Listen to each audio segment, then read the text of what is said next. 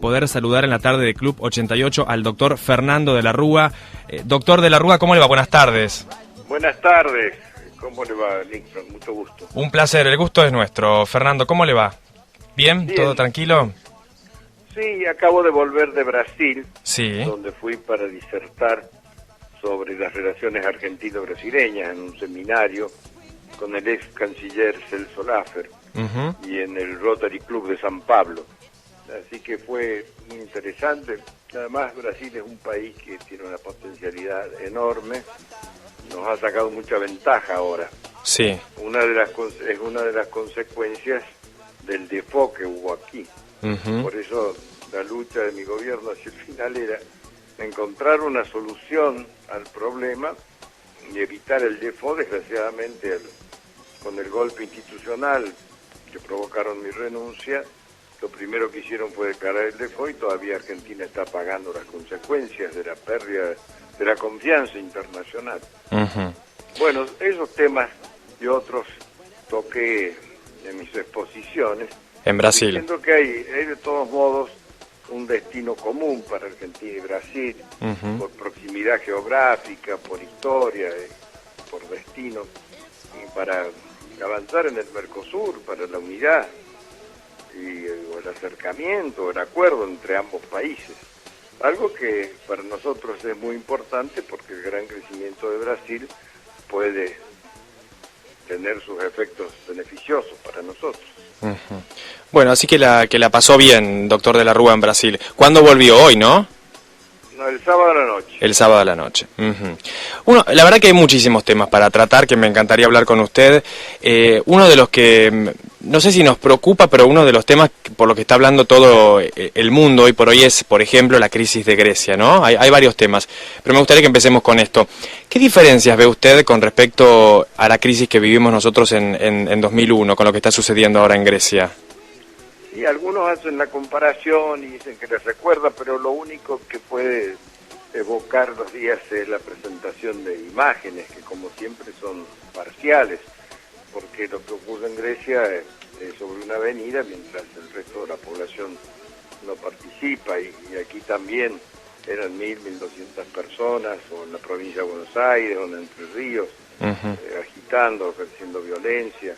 Fueron jornadas muy tristes. Ahora, la gran diferencia está en que nuestra crisis se precipita porque el Fondo Monetario Nacional nos quiere tirar a la zanja, nos niega el pago de una cuota del crédito ya previamente acordado, era del mes de octubre, provoca la corrida bancaria y nos empuja a la caída. En cambio, a Grecia lo asisten con 140.000 millones de euros, ¿no? Así que hay una diferencia abismal entre una situación y la otra. Por lo demás, hay algunas semejanzas. Grecia tuvo un falseamiento de los números y de las cuentas, pero mucho peor que lo que fue en Argentina, donde también el gobierno de Menem lo entregaba con un déficit declarado de 5.000 millones de dólares, cuando en realidad era 15.000 millones. Las cifras de Grecia son mucho peores que eso. La otra semejanza es que hay una crisis general. En la situación nuestra, en el año 2000 había un enfriamiento de la economía, una gran recesión. En Grecia ahora están los efectos de la crisis que empieza en 1988 en Estados Unidos por la hipoteca subprime, que se contagia a Europa, toda esta incertidumbre de los mercados, que es una crisis global muy importante. Ahora, una gran diferencia también es que allá en Grecia se unen gobierno y oposición para tomar las duras medidas que aconseja la experiencia y la realidad. Que todos los países de Europa se solidarizan y ayudan.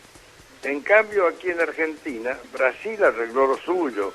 El Fondo Monetario le dio una asistencia, se callaron la boca, no nos avisaron de los perversos propósitos del Fondo Monetario, y la oposición en Argentina, mientras tanto, en vez de actuar con grandeza para superar la crisis, saltaron a la yugular del gobierno para apropiarse del poder. Si esos días hubiesen puesto grandeza y patriotismo, defendido las instituciones y mostrado todos un frente común, muy distinto hubiera sido todo y se hubiera superado la crisis, y hoy estaríamos en un camino de marcha ascendente y desarrollo de la economía como lo está Brasil. Doctor de la Rúa, en ese momento, ¿qué argumentos ponían o sea, de parte del fondo para no asistir a nuestro país? Que había bajado un poco la recaudación fiscal en octubre del 2001. Sí. Hay que pensar que ese es el mes siguiente a lo de las Torres Gemelas, claro. Así que caída de actividad y de recaudación fiscal se produjo en todo el mundo. Que el país llevaba una década de endeudamientos y de nuevos créditos y que nunca había cumplido con todas las recomendaciones del fondo. Lo que había ocurrido en la mayor parte durante el gobierno de Menem, claro. durante la administración anterior del fondo. Así que esos eran los argumentos, pero en el trasfondo la verdadera razón es que ellos querían poner en práctica y demostrar que el principio del moral hazard o del riesgo moral era válido. Ajá. Y que significaba aplicar una regla de castigo, que cada uno se arregle por las suyas, desaparece la solidaridad y no hay asistencia. Y entonces había que mostrar eso en un país de mediano tamaño como Argentina.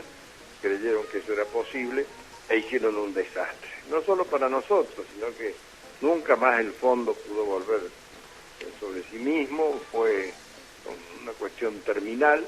Y después los mismos que empujaron eso son los que estaban parados sobre las hipotecas subprime, los que provocaron la crisis mundial poco tiempo después, es decir, 5, 6 o 7 años después. De manera que los motivos que daban eran verdaderamente pretextos.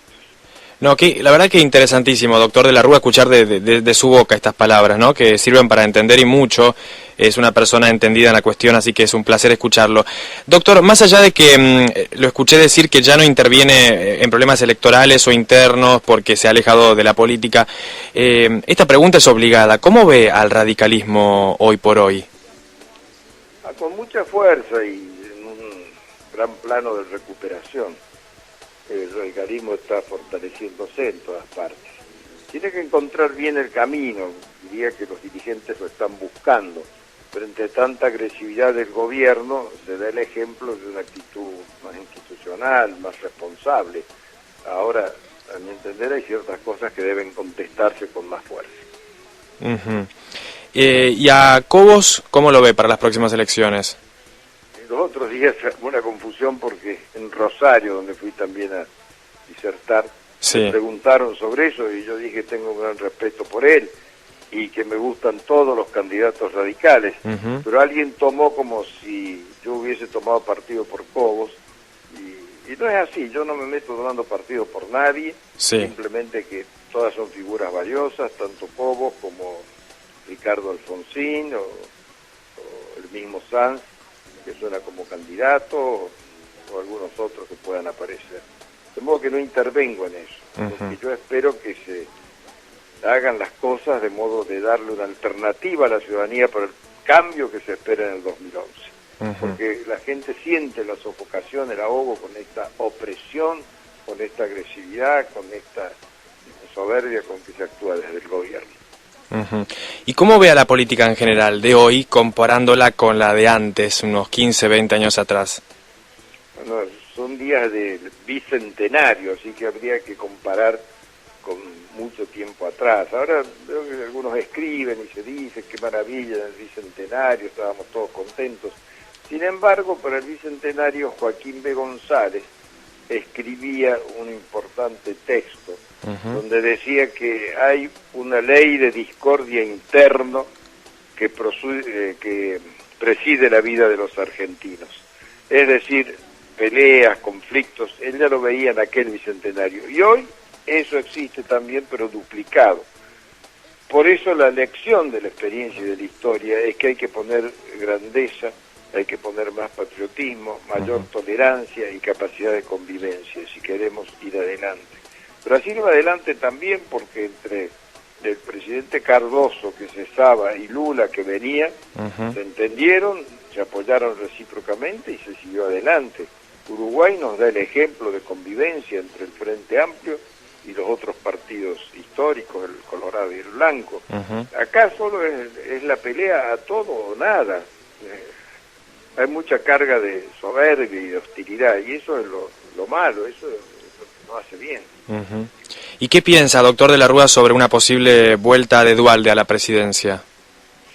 Usted sabe que yo tengo mi juicio por lo que le encabezó Ujú. el golpe institucional contra mi gobierno, Sí. pero no guardo rencor, las cosas ya tienen su tiempo, así que desde luego no, a mí no me gusta como candidato, pero que haga su camino.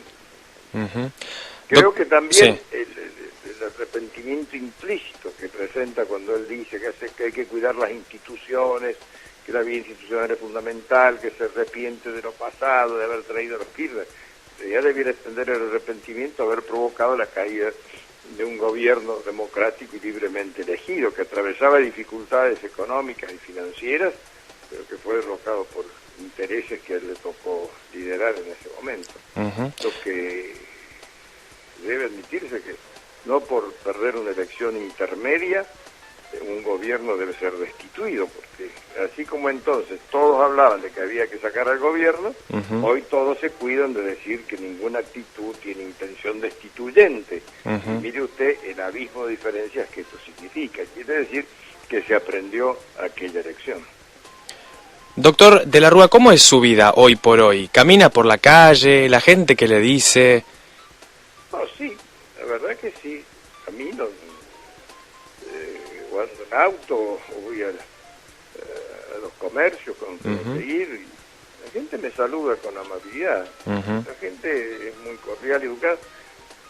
Lo malo puede ser cuando se le incita, como en los primeros meses posteriores a mi renuncia, que Claro. cierta prensa dirigía el encono contra mi persona, y entonces el ciudadano que se cree de libre pensador y sin embargo es conducido por la televisión a tener opiniones infundadas, podía ponerse agresivo, pero no lo he sufrido directamente, salvo 2 o 3 veces, como cualquiera puede expresarse, como le puede pasar a cualquiera que es más o menos conocido.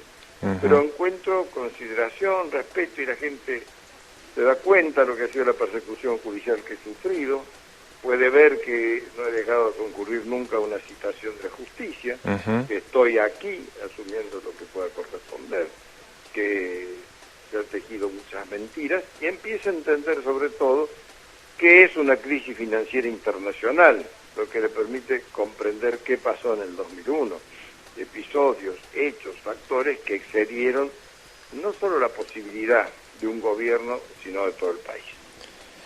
Expresidente Fernando de la Rúa, le cambio de tema ahora que esto a la gente le interesa un poco, ¿no? Como para transformar un poco en una charla un poco más blanda, si se quiere, saliendo un poco de la política. ¿Cómo es su relación con su nuera, con Joaquira?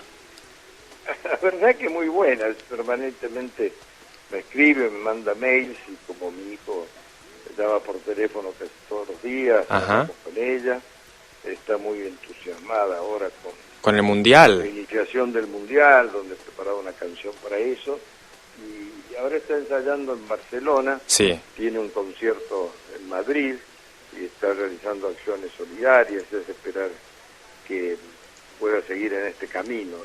Está muy dolida por lo que pasa en Haití, quiere que no llegue el olvido o la indiferencia, y le preocupan a ella especialmente los chicos más pobres, de familias más necesitadas. Ella ha hecho eje fundamental en el desarrollo cerebral temprano, en la alimentación en los primeros meses del niño, que es fundamental para el completo desarrollo cerebral. Así que ha convocado a conciertos, entrevista a gobernantes, desde Obama hasta Cristina Kirchner, el conjunto de los gobiernos de América Latina reunidos en la cumbre iberoamericana, para que se incluya en los programas de Estado la atención del desarrollo de los niños y de la madre. De modo que trabaja mucho en ambas cosas, en su compromiso artístico y en su vocación social. Hay que no lo eligen. Claro. No, la verdad que me encantó esta charla, doctor, con usted. La verdad que sumamente agradecido, porque como dije al principio, uno no siempre tiene la posibilidad de charlar con un expresidente de la nación, con una figura política tan importante como es usted, así que le quiero agradecer de verdad, un histórico radical de este país. Gracias.